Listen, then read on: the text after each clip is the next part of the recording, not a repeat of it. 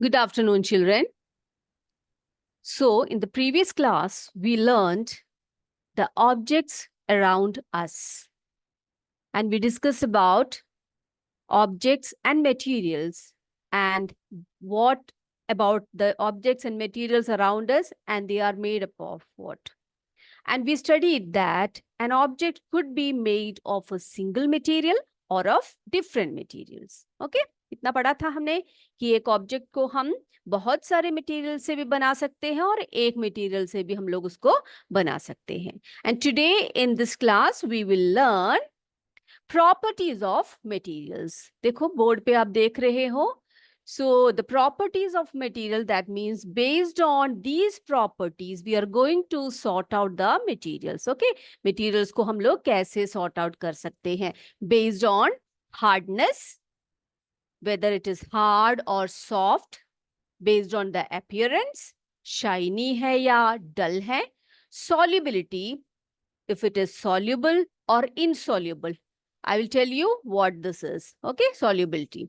And transparency, whether the object is transparent, is it translucent or opaque, and then the object is sinking or floating in a liquid. Clear? Okay, so children, let's first sort them according to the basis of hardness. Okay, for this what we have to do is we are going to do an activity.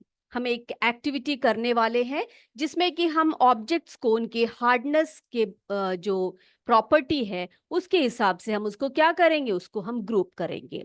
Okay, आप देखिए, आप यहाँ पर board पे देखो, यहाँ पर screen पे देखिए, यहाँ पर आप देख सकते हो मैंने थोड़े से मटेरियल्स यहाँ पर रखे हुए हैं. सभी को दिखाई पड़ रहा है? हाँ, can you see these objects? In objects को आप देख पा रहे हो बेटा? So here we have some different kinds of materials. And now what we are going to do is we are going to press them one by one. Okay, एक एक करके हम इसको प्रेस करने वाले हैं. ये देखो मैंने इसको प्रेस कर दिया है ना.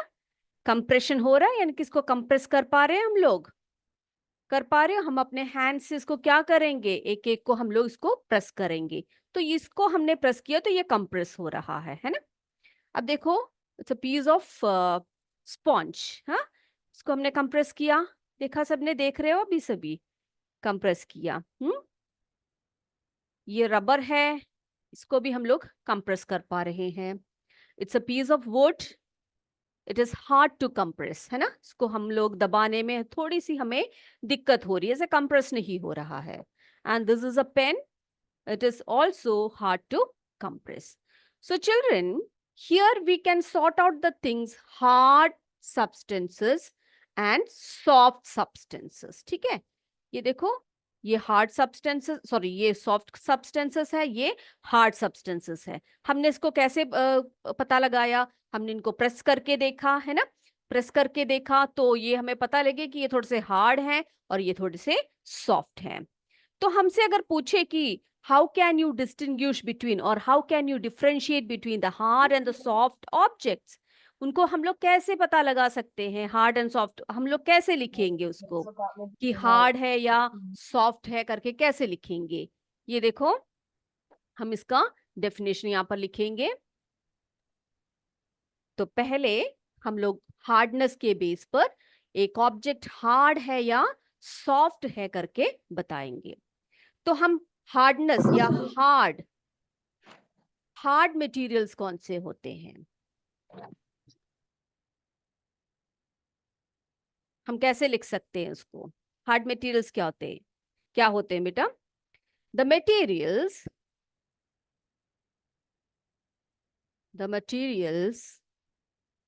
which cannot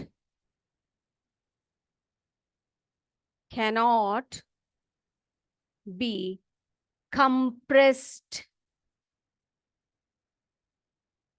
और स्क्रैच्ड. क्या कर नहीं पाते हम लोग, जो हार्ड सब्सटेंस होते हैं ना, ये देखो ये हार्ड है, वुड है ना. इसको हम लोग इजीली हम लोग क्या नहीं कर सकते, इसको स्क्रैच नहीं कर सकते. क्या नहीं कर सकते हम इसको इजीली, हम लोग इसको स्क्रैच नहीं कर सकते. ठीक है. लेकिन जो सॉफ्ट ऑब्जेक्ट्स होते हैं, जैसे कि ये रबर का पीस है, इसको हम इजीली क्या कर सकते हैं, ऐसे स्क्रैच कर सकते हैं। देखो यहाँ पर आप इसके निशान देखो, यहाँ पर इजीली ये स्क्रैच हो रहा है ना। तो हम लोग कह सकते हैं कि the hard materials are the materials which can not be compressed और स्क्रैच्ड इजीली, और स्क्रैच्ड इजीली। ठीक है। अब क्या है सॉफ्ट मटेरियल्स, क्या है सॉफ्ट मटेरियल्स, उसको हम कैसे बोलेंगे, सीधा इसका ऑपोजिट लिखेंगे हम लोग, है ना। कैसे लिखेंगे, द ऑब्जेक्ट्स और द materials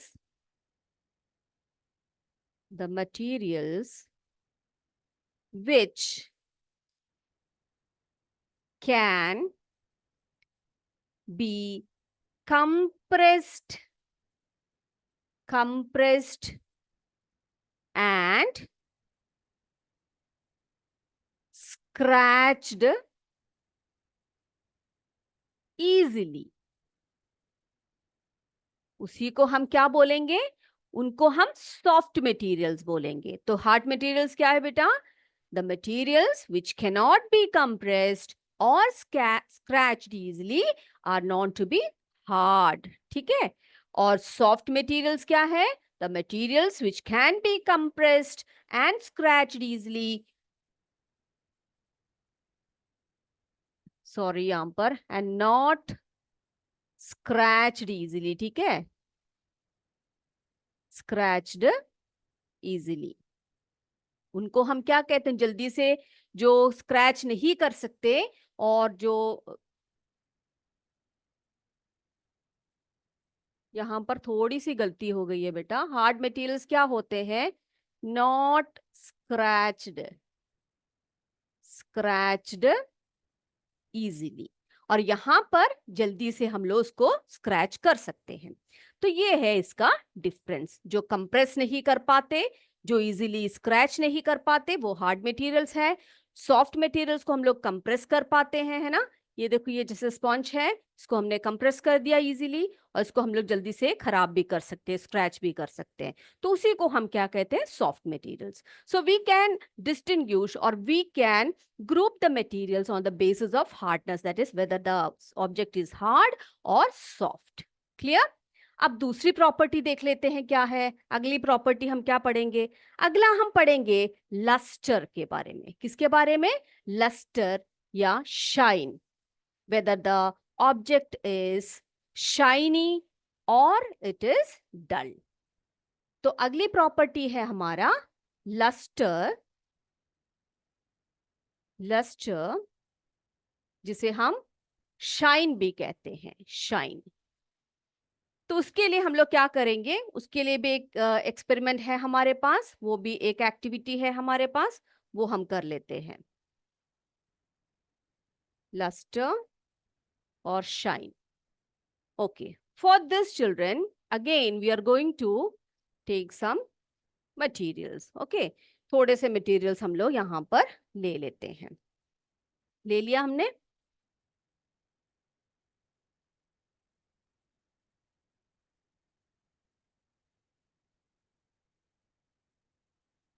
इतनी सारी चीजें हमने ले ली यहाँ पर। Okay, now observe it carefully. Here we have some different materials. Okay. Now let us separate. हम क्या करने वाले हैं, इनको ग्रुप करने वाले हैं। कैसे ग्रुप करेंगे बेटा, हम इसको ग्रुप करेंगे कैसे, जो शाइनी ऑब्जेक्ट्स है ना, जो लस्टर वाले ऑब्जेक्ट्स हैं, उनको हम अलग कर देंगे। क्या करेंगे, उनको अलग करेंगे। अब आप देखो क्या क्या यहाँ पर हम लोग अलग कर सकते हैं। ये देखो, ये चमक आ रही है इसमें, देखा आपने। ओके, इसको अलग कर दिया हमने। फिर इनमें से ये जो स्पून है ये भी चमक रहा है, इसको भी हमने क्या कर दिया, इसको भी हमने सेपरेट कर दिया। ये उतने चमक नहीं रहे हैं, इसको हमने अलग कर दिया, ये भी नहीं चमक रहा। ये पीस ऑफ जो कार्डबोर्ड है ये भी नहीं चमक रहा, ये भी नहीं चमक रहा। और ये देखो, ये क्या है, मेरे हाथ में एक गोल्ड इयररिंग है, ये भी चमक रहा है। और यहाँ पर आप देख सकते हो एक सिल्वर की चेन है, ये भी, इसमें भी काफी चमक है। ओके, ऑब्जर्व किया सभी ने ऑब्जर्व किया। तो बेटा जो लस्टर करने वाले ऑब्जेक्ट्स होते हैं ना, जो शाइन करने वाले ऑब्जेक्ट्स होते हैं, वो क्या होते हैं? वो ज्यादातर मेटल्स होते हैं। क्या होते हैं? क्या होते हैं? Yes, materials that have such luster are usually metals. या तो वो कॉपर होते हैं, या aluminium, gold, silver, iron etcetera. ठीक है, तो उन्हीं को हम मेटल्स कहते हैं ना। अब क्या होता है, ये जो मेटल्स हैं ये कैसे नेचर के होते हैं? ये शाइनी होते हैं या लस्ट्रस होते हैं। ये बात क्लियर हो गई आपको? तो हम लोग मटेरियल्स को कैसे हम लोग बोल सकते हैं? हम लोग दो तरीके से हम लोग इन मटेरियल्स को हम लोग डिवाइड कर सकते हैं on the basis of lustre and dullness. ठीक है, तो हमने अभी क्या किया? अभी हमने ग्रुप किया। कैसे? कैसे किया? जो ऑब्जेक्ट्स शाइनी है या लस्ट्रस है, ठीक है, और जो ऑब्जेक्ट्स डल है। तो मैंने आपको बताया कि जो मटेरियल्स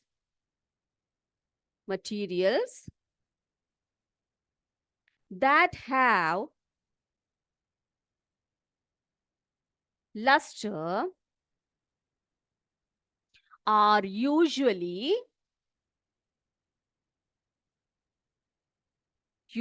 क्या होते हैं वे? Usually they are metals. वो क्या होते हैं बेटा? मेटल्स होते हैं। जैसे कि गोल्ड हो गया, gold, silver, aluminium,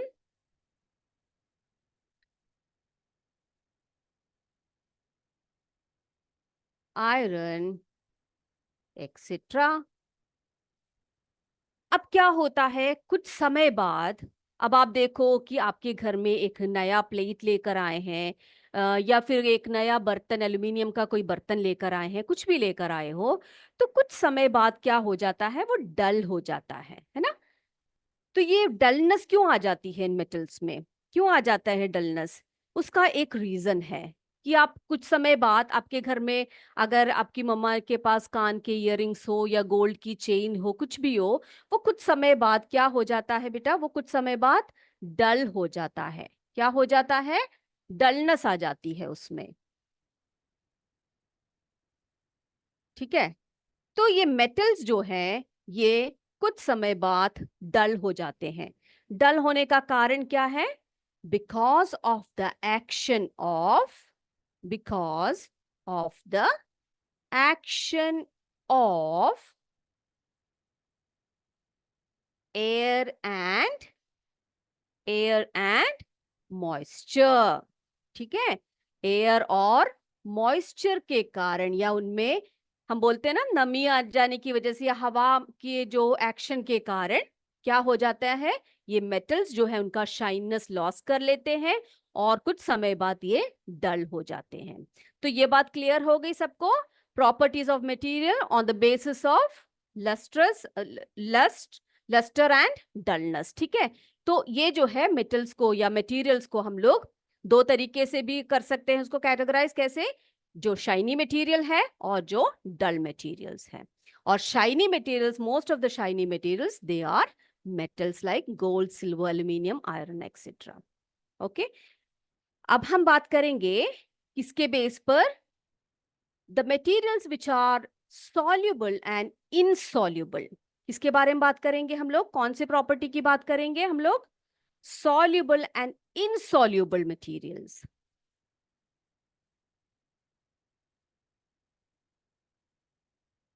soluble and insoluble।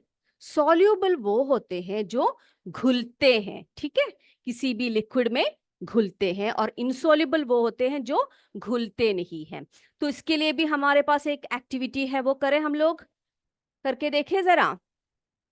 चलिए, उसके लिए हम लोग क्या करते हैं, अगला एक एक्टिविटी है हमारे पास, जिससे कि पता लग जाता है कि कौन कौन से मटेरियल्स जो है, सब्सटेंसेस जो है, सॉल्युबल है और इनसॉल्युबल है।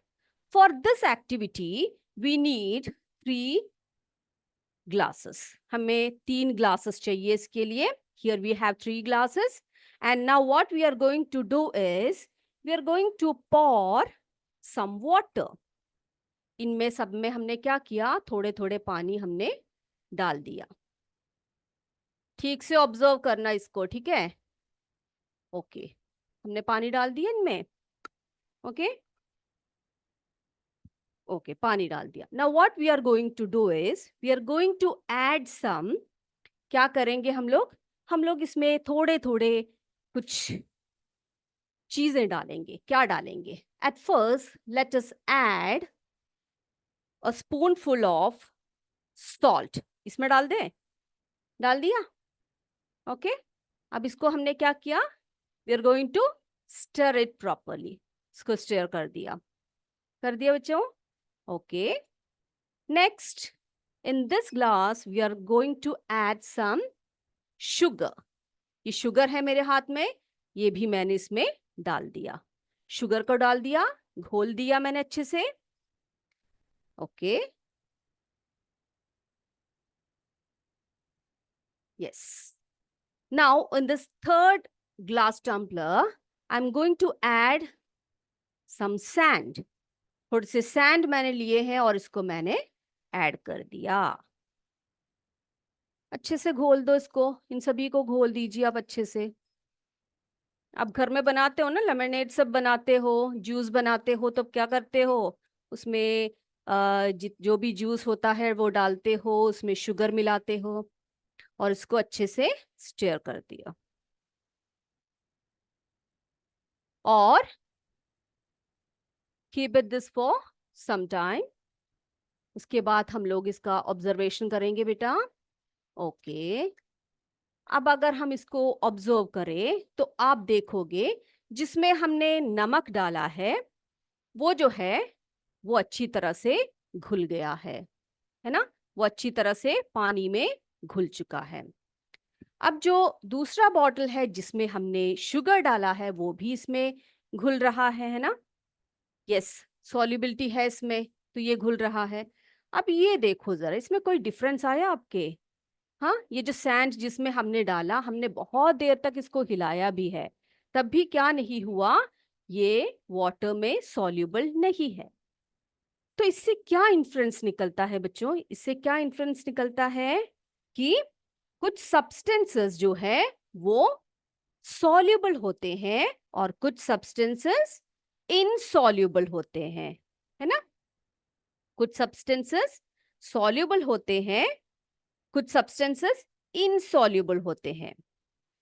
जो हमने सॉल्युबिलिटी देखी इनकी, है ना, जैसे कि सॉल्ट एंड शुगर, ये क्या है, इनको क्या बोलेंगे हम लोग? इनको क्या बोलेंगे हम लोग? अभी क्या ऑब्जर्व किया हमने? दे कंप्लीटली डिसअपियर्ड और कंप्लीटली डिसअपियर्ड, है ना?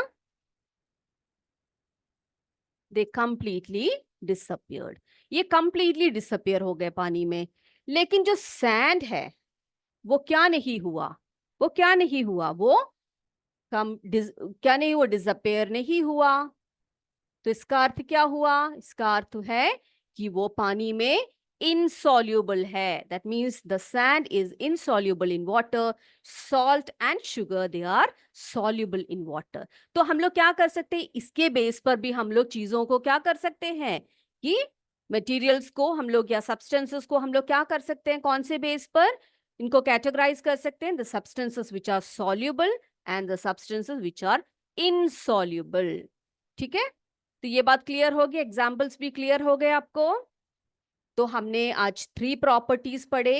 एक तो हार्डनेस के बेस पर, whether the substance is hard और सॉफ्ट, और दूसरा हमने क्या पढ़ा? दूसरा हमने पढ़ा, क्या पढ़ा था हमने? लस्टर, है ना, या शाइननेस या डलनेस। एक ऑब्जेक्ट, जो ऑब्जेक्ट्स है या सब्सटेंसेस है वो डल है या शाइनी है, उनके बेस पर पढ़ा। और तीसरा हमने अभी देखा कि whether the objects or the substances are soluble in water or insoluble in water। Is that clear to you? Clear हो गया सबको?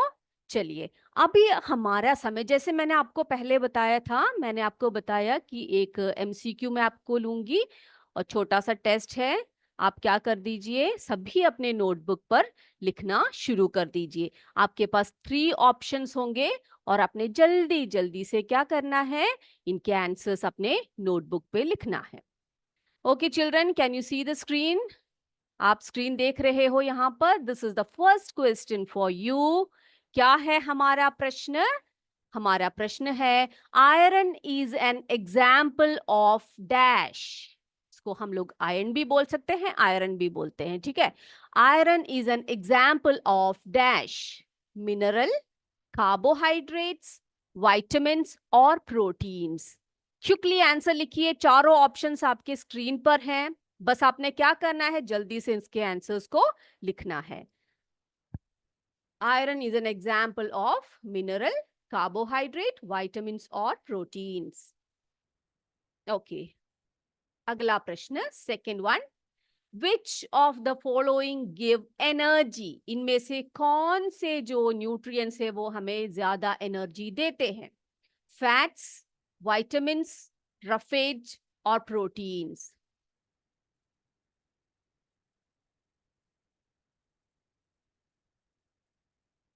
Okay, fats, vitamins, roughage and proteins. इनमें चारों में से कौन सबसे ज्यादा एनर्जी हमें देता है? Okay, moving to the third question. तीसरा प्रश्न है, spongy and bleeding gums are symptoms of. जो आपके स्पॉन्जी और ब्लीडिंग गम्स हैं वो किन के सिम्टम्स है? कौन से रोग के सिम्टम? बेरीबेरी, स्कर्वी, रिकेट्स और नाइट ब्लाइंडनेस। बताइए, जल्दी से लिख लीजिए। लिखा बेटा? ओके, अगला प्रश्न, fourth question, the deficiency of vitamin D leads to. Vitamin D के डेफिशिएंसी से क्या हो सकता है? Option A rickets, option B goitre, option C tooth decay and option D beriberi. लिख लिया सबने? Okay, next, dietary fibres are also known as. जो डाइटरी फाइबर्स होते हैं उन्हें हम एक और नाम से बुलाते हैं, वे क्या है? Minerals, option B carbohydrate, option C roughages and option D vitamins. Minerals, carbohydrate, roughages और विटामिन्स। डाइटरी फाइबर्स को हम एक और नाम से जानते हैं, वो क्या है? Yes, moving to the sixth question, which vitamin is known as sunshine vitamin? कौन से विटामिन को हम सनशाइन विटामिन के नाम से भी जानते हैं? विटामिन, यहां पर देखो बेटा, यहां पर लिखा नहीं है तो मैं आपके लिए यहां पर लिख देती हूँ, ठीक है। Vitamin A, vitamin D, vitamin के या विटामिन ई, इनमें से कौन सा विटामिन जो है सनशाइन विटामिन के नाम से जाना जाता है? Vitamin A, vitamin D, vitamin K, vitamin E. Okay, next one, anaemia is caused due to the deficiency of. Anaemia जो एक डिसऑर्डर है वो किसकी डेफिशिएंसी के, किसकी कमी के कारण हमारे शरीर में होती है? विटामिन्स की कमी से, आयरन की कमी से, प्रोटीन्स की कमी से या कार्बोहाइड्रेट्स की डेफिशिएंसी से? कौन से डेफिशिएंसी से होती है? विटामिन्स, आयरन, प्रोटीन्स और carbohydrates. Next one, which of the food turns blue black with iodine? कौन से ऐसा फूड स्टफ है जिसमें हम आयोडीन सॉल्यूशन डाल दे तो वो ब्लू ब्लैक हो जाता है? Milk, groundnut, tomato, potato. Milk, groundnut, tomato और पोटैटो। अगला, ninth question, which nutrient is essential for the proper growth of the body? Which nutrient is essential for the proper growth of the body? Vitamins, fats, protein, minerals. कौन से nutrient से हमारे growth, हमारी body की growth जो है proper होती है? This is the last question for you. क्या है? Which of the following vitamins keeps our eyes and skin healthy? इनमें से कौन सा विटामिन है जो हमारे स्किन को और हमारी आंखों को क्या रखता है? एकदम हेल्दी रखता है। बताइए कौन सा विटामिन है? Vitamin E, vitamin K, vitamin B और विटामिन ए। डन हो गया बेटा? यस। अब आंसर्स की तरफ चले हम लोग। बताइए जल्दी से, अनम्यूट कीजिए अपने माइक को सभी, और मैं आंसर्स चाहती हूं सभी से quickly. Ganesh sir, kindly unmute them. Okay, first one, iron is an example of. Iron किसका एग्जाम्पल है? मिनरल है, कार्बोहाइड्रेट्स है, विटामिन्स है या प्रोटीन है? बताइए जल्दी से आंसर बोलिए।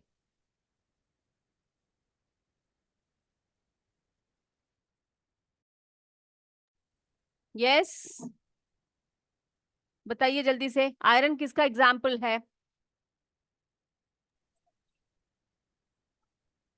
Yes please answer to the first. हाँ बोलिए। हाँ बेटा, शाबाश। यस, किसका एग्जाम्पल है आयरन?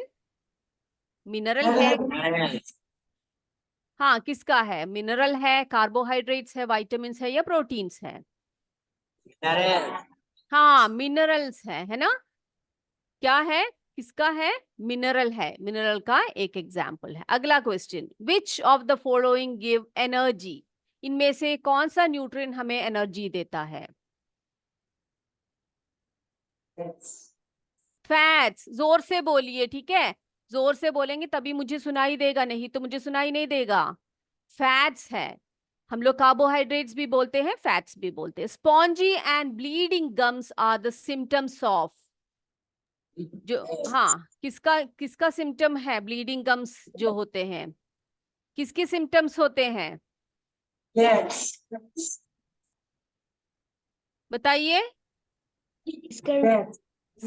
हाँ, स्कर्वी होता है ना? स्कर्वी में ही क्या होता है जो है आपका, जो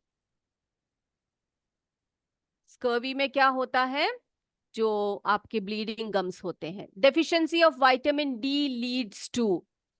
विटामिन डी की कमी होने से कौन से रोग होते हैं? रिकेट्स होते हैं। वेरी गुड, रिकेट्स, जिसमें कि आपके जो पैर होते हैं वो मुड़ने लगते हैं, सॉफ्ट हो जाते हैं और मुड़ते हैं। Correct answer. Dietary fibres are also known as. डाइटरी फाइबर्स का दूसरा नाम क्या है?